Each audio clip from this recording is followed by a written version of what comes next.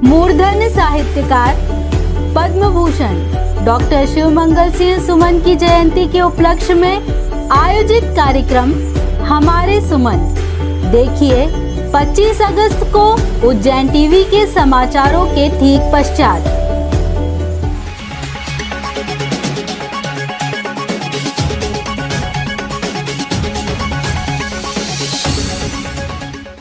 नमस्कार, आप देख रहे हैं उज्जैन टीवी और मैं हूं आपके साथ खुशबू परमार। आइए नजर डालते हैं आज के प्रमुख समाचारों की ओर। भादो माह की पहली तथा महाकालेश्वर की 5वीं सवारी निकली धूमधाम से। शिप्रा तट पर हुआ अभिषेक और पूजन। मुस्लिम प्रतिनिधि मंडल मिला पुलिस अधीक्षक से, वीडियो की कॉन्फ्रेंसिंग जांच की मांग की। भैरवगढ़ जेल पहुंची बहनें अपने भाइयों को नहीं बांध सकी राखियां। कोरोना गाइडलाइन के शासकीय निर्देशों के कारण जेल अधीक्षक ने बांधी बंदियों को राखी। देसाई नगर में 3 बदमाशों ने मचाया उत्पात, धारदार हथियारों से किए हमले, 3 व्यक्ति घायल। वह एक हिंदूवादी संगठन ने टावर पर प्रदर्शन कर दिया ज्ञापन, आपत्तिजनक नारे लगाने वालों पर सख्त कार्रवाई की मांग को लेकर। और अब समाचार विस्तार से। भादो के पहले सोमवार पर महाकालेश्वर की सवारी निकली। निर्धारित शॉर्ट रूट से होती हुई शिप्रा किनारे पहुंची व विधि विधान से की गई पूजा अर्चना। भाद्रपद यानी भादो माह, इस माह में महाकालेश्वर की 3 सवारियां निकलेंगी। इस क्रम में पहली सवारी आज सोमवार को पूरे धूमधाम से निकली। सभा मंडप में महाकाल की परंपरागत पूजा संपन्न हुई। इसके पश्चात बाबा महाकाल को सवारी के रूप में मुख्य द्वार से निकाला गया। 5वीं सवारी में भगवान महाकालेश्वर चंद्रमौलेश्वर के रूप में चांदी की पालकी में विराजित हो नगर भ्रमण पर निकले। साथ ही श्री मनमहेश हाथी पर विराजित थे। सवारी नरसिंह घाट से होते हुए शिप्रा तट पर पहुंची। यहाँ शिप्रा जल से महाकाल का अभिषेक हुआ। तदुपरांत हरसिद्धि के मंदिर में मां हरसिद्धि और महाकाल की आरती हुई। तत्पश्चात बाबा महाकाल पुनः अपने धाम पहुंचे।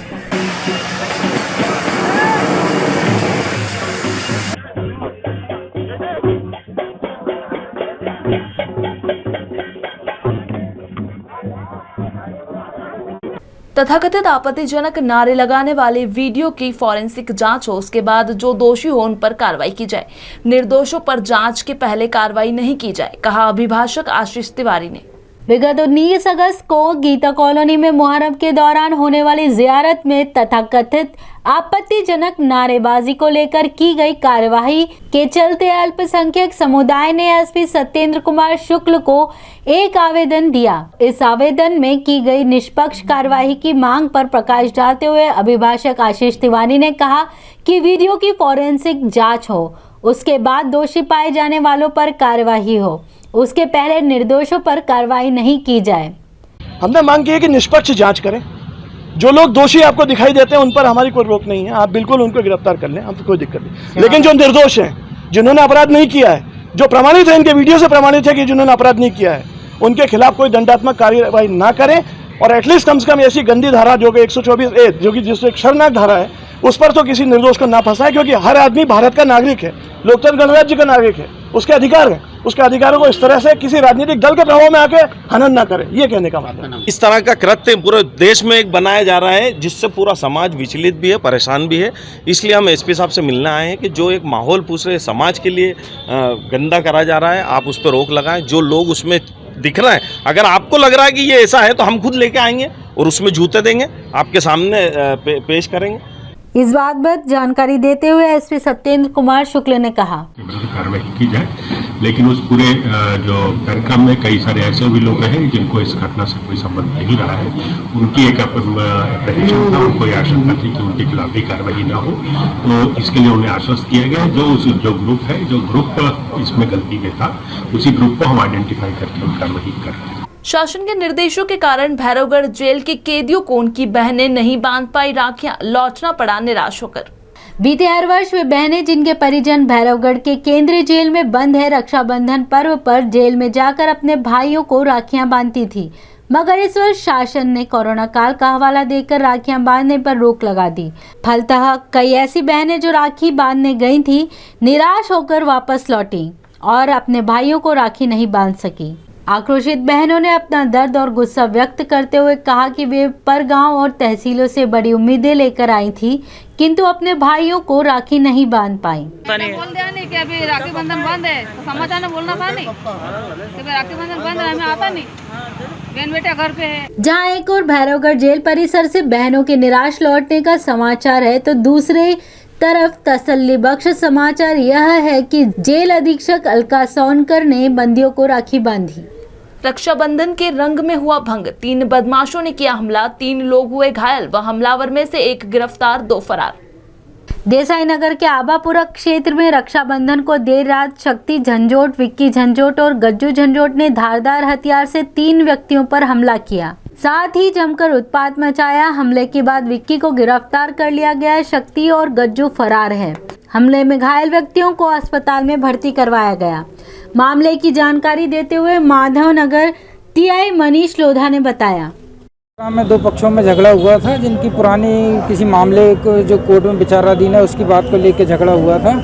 तो इसमें दोनों पक्षों में आपस में FIR हुई है और एक आरोपी को राउंड अप भी किया है। बाकी आरोपी की भी पता रसी इसमें की जाए। स्वर्णिम भारत मंच ने आपत्तिजनक नारेबाजी कर कड़ी कार्रवाई की मांग करते हुए नारेबाजी की और दिया ज्ञापन।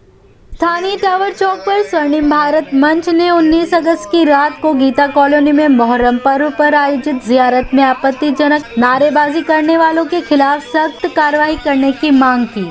उन्होंने टावर चौक पर नारेबाजी कर प्रदर्शन किया तथा ज्ञापन देकर शासन से इमामबाड़े पर प्रशासक नियुक्त करने की मांग भी की। ज्ञापन पर वर्णित मुद्दों की चर्चा करते हुए संस्था के अध्यक्ष दिनेश श्रीवास्तव ने कहा, हिंदुस्तान में जो अफगानिस्तान जैसी स्थिति पैदा करने के लिए कुछ लोगों ने षड्यंत्र रचा है और अभी आप देखेंगे कि 2 दिन पहले एक घटना घटी है जहां पाकिस्तान के पक्ष में नारे लगे हैं। ऐसे लोगों पर सख्त कार्रवाई करने की आज मांग स्वर्णिम भारत मंच व सभी समाज प्रमुखों ने की है। हमने प्रशासन से मांग की है कि जितने इमाम बाड़े हैं उस पर प्रशासक नियुक्त किया जाए ताकि भविष्य में इस तरह के जो षड्यंत्र रचने वाले लोग हैं उन पर शिकंजा कसा जाए। सराफा एसोसिएशन उज्जैन ने H4 ID कोड का किया विरोध, सांकेतिक धरना दिया और कहा कोड के अमल में व्यावहारिक कठिनाई होगी। भारत सरकार के निर्देश पर जारी किए गए मानक ब्यूरो का तो हम स्वागत करते हैं, मगर HUID कोड में विसंगतियां हैं जिनका विरोध कर हम सांकेतिक धरना दे रहे हैं। यह कहते हुए रविंद्र सोनी सराफा एसोसिएशन ने कोड के अमल की व्यावहारिक कठिनाइयों के बारे में बताया। ये सांकेतिक धरना प्रदर्शन है क्योंकि इसमें HUID में बहुत विसंगतियाँ पैदा कर दी गई है भारत मानक ब्यूरो के द्वारा। उसमें एक ऐसी धारा जोड़ दी गई है जिसमें कहीं हॉलमार्क सेंटर वाला करे और उसकी सजा रिटेलर को भुगतना पड़े, जिसमें 3 साल की सजा का प्रावधान है, जिसका हम पुरजोर विरोध करते हैं क्योंकि सराफा व्यापारी कोई चोर व्यापारी नहीं है या कोई क्रिमिनल काम नहीं कर रहा है जिसके खिलाफ क्रिमिनल की धारा कोई लगाई जाए। तो ये एक बहुत बड़ी विसंगति है जिसका हम लोग विरोध कर रहे हैं और पुरजोर आगे तक विरोध करते रहेंगे। विरोध इस बात का है कि जो हॉलमार्क की जगह पे BIS ने जो HUID लागू कर दिया उसमें उन्होंने दुकानदार को एक बंधन में बांध दिया। बंधन कैसा, आप हॉलमार्क की संस्था हो BIS तो आप वही काम करो। ऑलरेडी हिसाब किताब के लिए गवर्नमेंट ने सेल टैक्स, इनकम टैक्स के विभाग बना रखे हैं। आप कहते हो कि HUID के उसमें हमको आपके स्टॉक की जानकारी दो, क्या है क्या नहीं है, कितने नग है। तो दुकानदार एक जानकारी सेल टैक्स को देगा, इनकम टैक्स को देगा, दूसरी BIS को देगा। BIS का काम है हॉलमार्क की चीज़ को तय करना, उसमें कोई गड़बड़ी हो तो उस पर लगाम लगाना, और अभी उस पर भी पूरा कार्य BIS पूरे भारत में नहीं कर पाया। जितने सेंटर हॉलमार्क लगाने के लिए होना चाहिए उतने दुकानदार को नहीं मिल रहे हैं, उसके बावजूद भी दुकानदार अपना कार्य कर रहे हैं। लेकिन HUID का मतलब इन्होंने ये कर दिया कि आपके पास जितने भी आइटम हैं आप उसकी जानकारी विभाग को दो। अब क्या होता है कि एक समझने की छोटी सी बात है कि यदि कोई एक चेन मेरे पास 22 ग्राम की है और आपने पसंद करी कि मुझे ये लंबी पड़ रही है, बजट से भी बाहर जा रही है, इसको काट के छोटी कर दो, तो मैंने उसको छोटी करके और आपको दे दी। अब वो 21 ग्राम की हो गई तो 1 ग्राम का टुकड़े का नुकसान तो मैं झेल लूँगा, कोई दिक्कत नहीं। लेकिन क्या होता है कि HUID का मतलब ये है कि वो दुकानदार पे बंधन डालना चाहते हैं कि फिर आपने 21 ग्राम की चेन का बिल बनाया तो 21 ग्राम की चेन आपके पास कहाँ से आ गई, और जो 22 की आपके पास थी वो कहाँ चली गई? तो क्या दुकानदार यही करता रहेगा कि भैया हमने 100 काटी थी, पीटी थी, ये करा था, वो करा था? तो ये बंधन मुक्त होना चाहिए। सकरे मार्ग पर विद्युत ट्रांसफार्मर से ग्रामीण हो रहे परेशान, बनी रहती है अप्रिय घटना की आशंका। ग्रामीणों ने व्यक्त की अपनी परेशानियां। मणनगर के अंतर्गत आने वाले गांव बिड़ावदा में निवास करने वाले ग्रामीण जन गांव के पहुंच मार्ग में स्थित ट्रांसफार्मर से बेहद परेशान हैं। गौरतलब है कि जब इस मार्ग का निर्माण हुआ तब ठेकेदार ने निर्धारित चौड़ाई का मार्ग नहीं बनाया।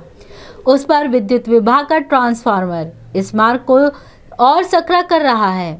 फलतः वाहनों के आवागमन में परेशानी होती है, साथ ही दुर्घटना की संभावनाएं हमेशा बनी रहती हैं। लिहाजा ग्रामीण जनों ने विद्युत विभाग और जनप्रतिनिधियों को परेशानियों से अवगत कराया। इन्हीं परेशानियों का ब्यौरा देते हुए ग्रामीणों ने अपनी व्यथा को यूं बयां किया। अभी यहाँ प्रधानमंत्री सड़क योजना अंतर्गत सड़क का निर्माण हो रहा है और ये बिल्कुल गांव से लगा हुआ एक ट्रांसफार्मर लगा है, जिसमें हमने ये मांग करी थी कि इसको यहाँ से हटाया जाए और ये रोड सीधा किया जाए। इसमें निर्माण एजेंसी द्वारा अपने मनमाने तरीके से अपनी सुविधा अनुसार रोड को मोड़ देकर निकाला गया है। अगर भविष्य में ये नहीं हटाया गया तो भरे हुए ट्रैक्टर, ज़्यादातर ट्रैक्टर वाहन रहेंगे और यहाँ मोड़ लगती गाँव की, तो कभी भी दुर्घटना संभावित है और बड़ी दुर्घटना हो सकती है। तो मेरा निवेदन ये है कि संबंधित अधिकारी इस पर ध्यान दें। समस्या यह है कि जैसे मैं टर्न में ले जाऊंगा तो बिल्कुल ट्रांसमीटर के टक्कर ही जाएगा। या तो परेशान है साहब, टर्न में जाए एकदम कट्टे तो डायरेक्ट डिप्पी के सामने जाता है ट्रैक्टर। 84 महादेव यात्रा में आज कीजिए चवनेश्वर महादेव के दर्शन और जानिए उनकी गाथा, जो इंदिरा नगर ईदगाह के पास स्थित होकर इस श्रृंखला में अपना 30वां स्थान रखते हैं।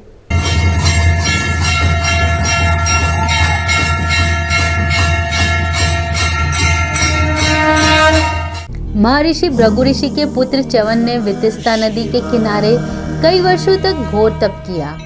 उनके ऊपर बाम्बी बन गई। एक बार राजा यशार्थी अपने सेना तथा परिवार के साथ च्यवन ऋषि के क्षेत्र में आए। राजकुमारी सुकन्या ने बाम्बी में चमकीली वस्तु देख कौतूहलवश उसे कांटों से बीन दिया। वहां से खून की धार निकली तथा अचानक समस्त सैनिकों का मलमूत्र बंद हो गया। वे पीड़ा से दुखी हो गए। राजा समझ गए जरूर किसी ने च्यवन ऋषि के प्रति अपराध किया है। राजकुमारी सुकन्या ने अपना अपराध स्वीकार किया। तब राजा ने अपनी कन्या का दान च्यवन ऋषि को कर दिया। सुकन्या अनन्य भाव पति में ही परमेश्वर के दर्शन करते हुए उनकी सेवा शुश्रूषा करती रही। कालांतर में च्यवन ऋषि के आश्रम में अश्विनी कुमार आए। उन्होंने सुकन्या को नहाते देख कहा, तुम कौन हो? तब सुकन्या ने कहा, मैं च्यवन ऋषि की पत्नी व राजा शार्यत की कन्या हूँ। अश्विनी कुमारों ने सतीत्व की परीक्षा की नीयत से विवाह का प्रस्ताव रखा, जिसे सुकन्या ने ठुकरा दिया। सुकन्या की पति भक्ति देख अश्विनी कुमारों ने कहा, हम देवताओं के वैद्य हैं, तुम्हारे पति को हम युवा नेत्रवान एवं स्वरूपवान बना देंगे। ऐसा कहा समीप के सरोवर में तीनों ने एक साथ जल में प्रवेश किया। जब बाहर आए तो तीनों का रूप, वय एवं भाव भंगिमाएं एक सी थी। सुकन्या ने उन तीनों में से अपने पति को पहचान लिया। च्यवन ऋषि युवा एवं नेत्रवान हो गए। तब ऋषि ने अश्विन कुमारों को अमृत पिलाना चाहा। इस पर देवराज इंद्र ने वज्र से च्यवन ऋषि पर आघात किया। च्यवन ऋषि इंद्र से रक्षा के लिए महाकाल वन अवंतिका के ईशान्य कोण में स्थित शिवलिंग का पूजन करने लगे। भगवान प्रसन्न हुए और इंद्र के वज्र से च्यवन ऋषि को निरापद किया। तभी से शिवलिंग का नाम च्यवनेश्वर हुआ। च्यवनेश्वर के दर्शन से सभी मनोकामनाएं पूर्ण होती हैं और शिवलोक की प्राप्ति होती है। नेत्र रोग व जरा से मुक्ति प्राप्ति होती है। नित्य आराधना करने से निरोगी एवं दीर्घ जीवन प्राप्त होता है।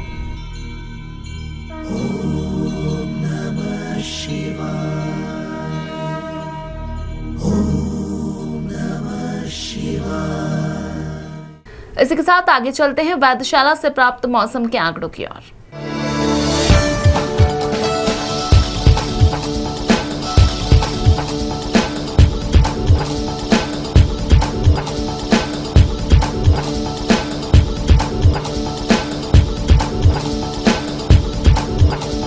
अंत में प्रमुख समाचार एक बार फिर।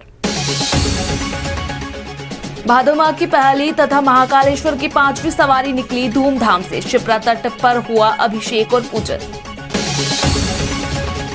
मुस्लिम प्रतिनिधि मंडल मिला पुलिस अधीक्षक से, वीडियो की कॉन्फ्रेंसिंग जांच की मांग की। भैरवगढ़ जेल पहुंची बहनें अपने भाइयों को नहीं बांध सकी राखियां। कोरोना गाइडलाइन के शासकीय निर्देशों के कारण जेल अधीक्षक ने बांधी बंदियों को राखी। देसाई नगर में 3 बदमाशों ने मचाया उत्पात, धारदार हथियारों से किए हमले, 3 व्यक्ति घायल। वो एक हिंदूवादी संगठन ने टावर पर प्रदर्शन कर दिया ज्ञापन, आपत्तिजनक नारे लगाने वालों पर सख्त कार्रवाई की मांग को लेकर।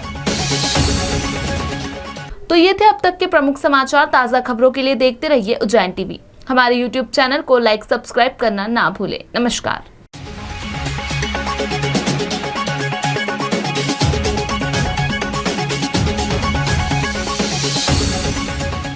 मूर्धन्य साहित्यकार पद्म भूषण डॉक्टर शिवमंगल सिंह सुमन की जयंती के उपलक्ष्य में आयोजित कार्यक्रम हमारे सुमन देखिए 25 अगस्त को उज्जैन टीवी के समाचारों के ठीक पश्चात।